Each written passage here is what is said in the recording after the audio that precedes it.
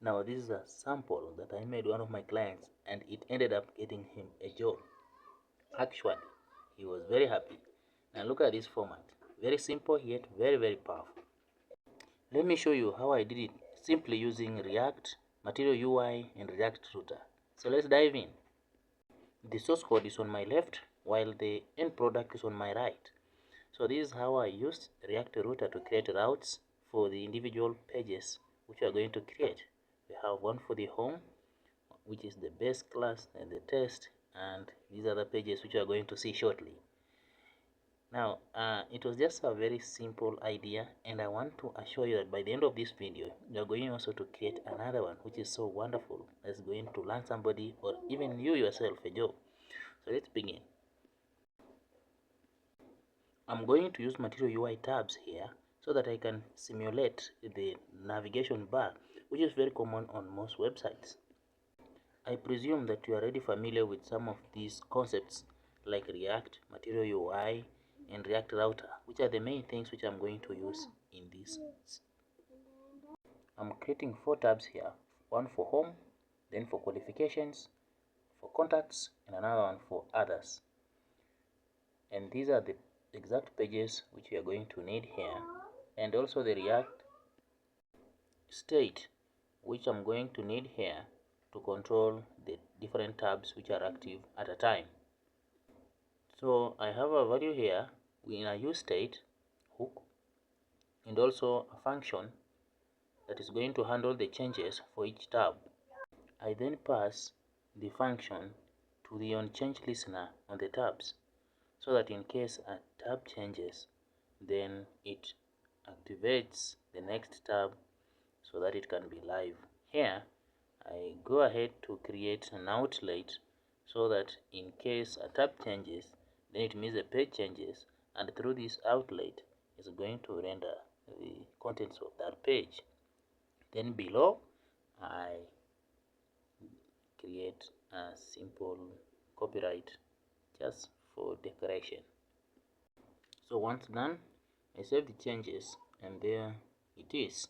That's how it looks like. Those are the tabs, but so far none of the tabs is working because I have not provided the value to the tabs here. And if I just provide the value to the tabs, then everything is going to be okay.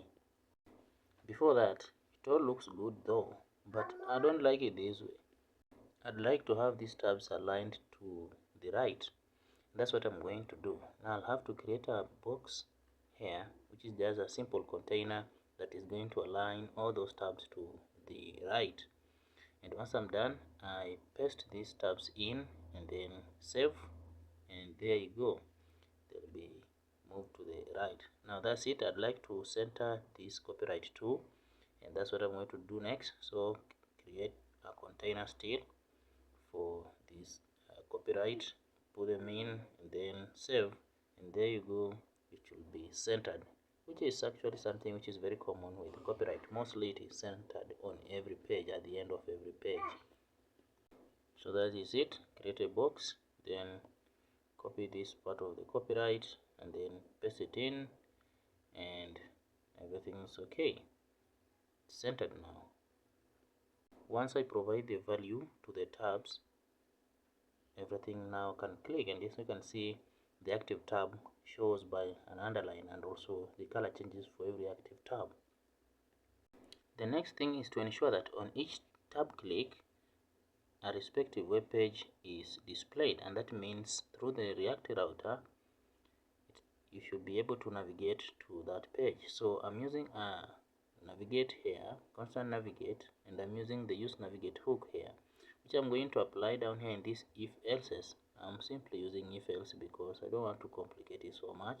Just want to keep it as simple as possible. And in this if else statements, I'm going to paste in, or actually to provide routing to different pages. For instance, if it's home page, it should be able to navigate to the home page. So that's it.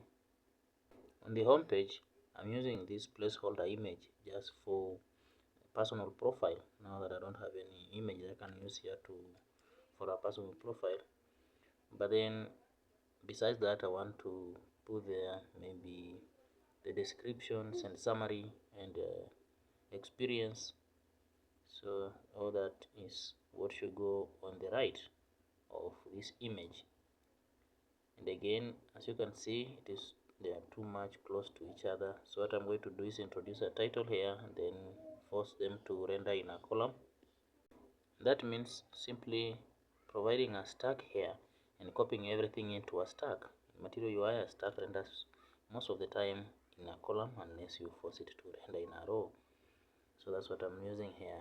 Just stack, then copy everything, put it in a stack, provide a row gap of 1, and there it is. It's a title, and then there is this everything here. Now next, I'd like to look at how I'm going to prepare the qualifications, and I already have that one down here. So what I'm going to do for the qualifications is almost similar to what we've done there. So it's just a matter of almost copying and pasting, and there you go, we have everything sorted. Simple edits here and there, just a little bit of tweaking to make sure everything looks fine, and then move on to the contacts. I can still use the format that I had with qualifications, copy, paste down here, then provide it with the format and just some little of formatting, and it's done. Same to the others, which I'd like to have hobbies and interests here, but you can put as much as you want here. If you have any other thing you'd like to provide, then it's fine, it's upon you. This is just a format, but it doesn't mean that you do it exactly the way I'm doing it. You can put things differently, but it's just a simple guide. The reason why this format is so popular and powerful is because if an employer visits your portfolio page, they are going to get your information right away. They are not going to go through all that information just to filter what they are looking for. If they need the contacts, if they need your qualifications, if they need any other thing, there it is, straight and forward. To elevate your skills as a web developer, consider subscribing so that you don't end up missing some wonderful videos like this. See you in the next video.